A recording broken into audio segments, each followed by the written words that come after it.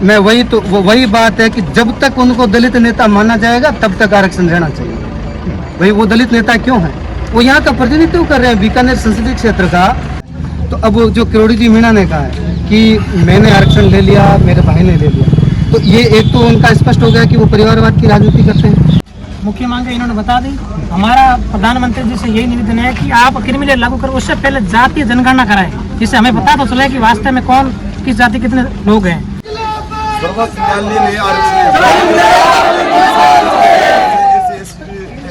समुदाय के लोगों के अंदर रोष व्यक्त है। आज भारत बंद का ऐलान किया गया था, तमाम स्कूल, कॉलेज और कोचिंग सेंटर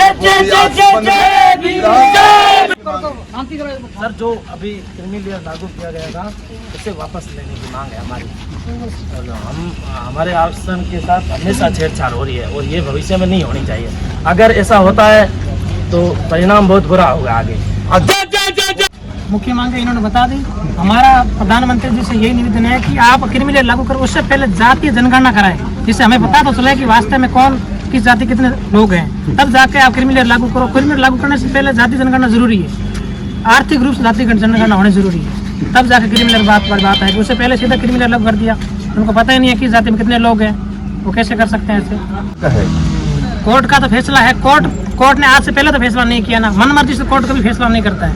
कोर्ट भी जो सत्ता में सरकार होती है पूछने के बाद में काम करती है, ऐसा कुछ नहीं होता कि कोर्ट अपने मन से फैसला कर देती है। कहा होगा 2018 में उससे बेहतर आंदोलन तेज। आज हमने शांति हमारा जो संविधान है उसमें छेड़खानी बंद कर दे। आज पूरे भारत में शांतिपूर्वक रहा। हाँ बिल्कुल सरकार की शांति। हमने सैकड़ों की संख्या में ज्ञापन दिया। हमने मांग की है माननीय प्रधानमंत्री जी कि एक तो जातीय जनगणना हो, फिर उपवर्गीकरण नहीं होना चाहिए, क्योंकि एक बार आरक्षण का लाभ लेने से उसकी सामाजिक स्थिति नहीं बदलती। फिर भी अगर बदलती है तो जातीय जनगणना होनी चाहिए, जिसकी जितनी संख्या है उसको उतनी हिस्सेदारी दे दी। टोटल कुल मिलाकर के 49% का आरक्षण होता है, जबकि आरक्षित वर्ग की जनसंख्या कितनी है इसका कोई ऑथेंटिक आंकड़ा नहीं। तो हम मांग कर रहे हैं कि जातीय जनगणना हो, क्रिमिनल लागू नहीं हो। इसके लिए सरकार चाहे रिव्यू पिटीशन दायर करे या फिर चाहे अध्यादेश लाए। तो इस प्रकार की मांग थी। और एक अंतिम हमारी मांग थी कि प्राइवेट सेक्टर में आरक्षण लागू किया जाए। जब तक प्राइवेट सेक्टर में आरक्षण लागू नहीं होगा तब तक संसाधनों की असमानता रहेगी, तब तक ये मारामारी रहेगी। कल डॉक्टर किरोड़ी लाल जी मीणा ने जो बयान दिया था उसमें क्या आपने सुना होगा बयान? किरोड़ी लाल जी मीणा देखो वो राजनेता है, हम सामाजिक कार्यकर्ता है, हमारा स्तर है, हम बिल्कुल जमीन से जुड़े हुए। उनका कहना सही रहा होगा। मैं वही कह रहा हूँ कि जब जनगणना होगी तब पता चलेगा किसने कितना वोट लिया है, किसकी कितनी संख्या। अब इसमें SC/ST के जो भोले बाले और अशिक्षित लोग हैं उनको भड़का करके तोड़ने की साजिश की जा रही है।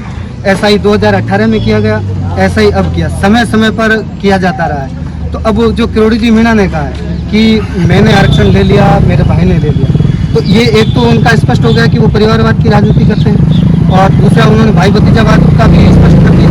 तो वो अगर आरक्षण से बाहर होते हैं तो भले हमें उससे आपत्ति नहीं है। मैं कह रहा हूँ कि अगर जैसे मैं स्थानीय नेतृत्व की बात करूँ, हमारे सांसद है और मंत्री है केंद्र में अर्जुन राम जी, अगर उनको बाहर किया जा रहा है तो वो ठीक बात है, लेकिन उनके बेस पर अन्य मेघवाल को बाहर नहीं किया जाना चाहिए। और आज भी इसी प्रकार की अफवाहें फैलाई जा रही है कि मेघवाल और मीणा लाभ ले रहे हैं। तो मैं मानता हूं कि जातीय खाइयां बहुत बड़ी है भारत में, उनको पाटने में समय लगेगा, लेकिन इसमें किसी भी जाति विशेष को टारगेट नहीं किया जाना चाहिए। हमने शांतिपूर्वक ये प्रदर्शन करके और ज्ञापन दिया प्रधानमंत्री जी के नाम पे। गूगल के सभी गणमान्य लोगों का अच्छा सहयोग रहा और हमें इस बात की खुशी है कि सभी के सहयोग से हम आगे भी हमारी मांग शासन प्रशासन से करते हैं। मंत्री जी की बात की, लेकिन हम जहाँ खड़े हैं, जिस जिले में खड़े हैं, वहाँ से सांसद है, वो तो पूरे भारत के दलित नेता सबसे बड़ा चेहरा है। क्या उम्मीद है अर्जुन राम जी? दलित नेता नहीं है, वो नेता है, राजनेता है। दलित नेता तब होते हैं। भारतीय जनता पार्टी में सबसे बड़ा दलित नेता वही मानते हैं। मैं वही बात है कि जब तक उनको दलित नेता माना जाएगा तब तक आरक्षण रहना चाहिए। भाई वो दलित नेता क्यों है?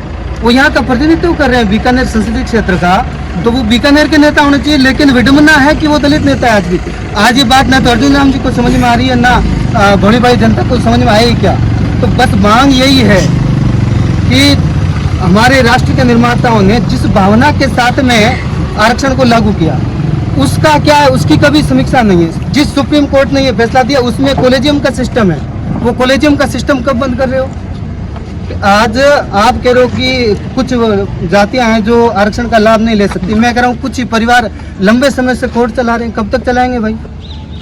इसके बारे में कोई और सुनो, हजारों केस पेंडिंग पड़े हैं जुडिशरी में। जुडिशरी का क्या सिस्टम है आप भी जानते हैं, तो उस पे वो कोई कार्रवाई नहीं करे। सुप्रीम कोर्ट के पहले के जो फैसले हैं वो लागू नहीं हो रहे, इसके बावजूद इस प्रकार का सुप्रीम कोर्ट के माध्यम से फैसला दिलवा करके खुद से चाल है लोगों की भावनाओं के साथ में खेलना। और मैं मानता हूँ कि शासन में अगर अच्छे लोग हैं तो सारा सिस्टम अच्छा रहेगा, शासन में अगर अच्छे लोग नहीं हैं तो सिस्टम अच्छा नहीं रहेगा, और ये हमारे साथ में हकीकत में हो रहा है।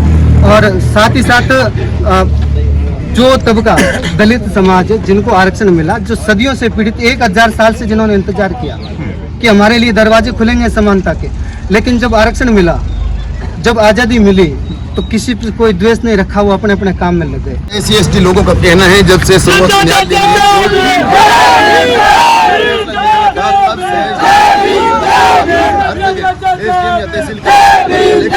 उन्होंने ज्ञापन देने की कोशिश की।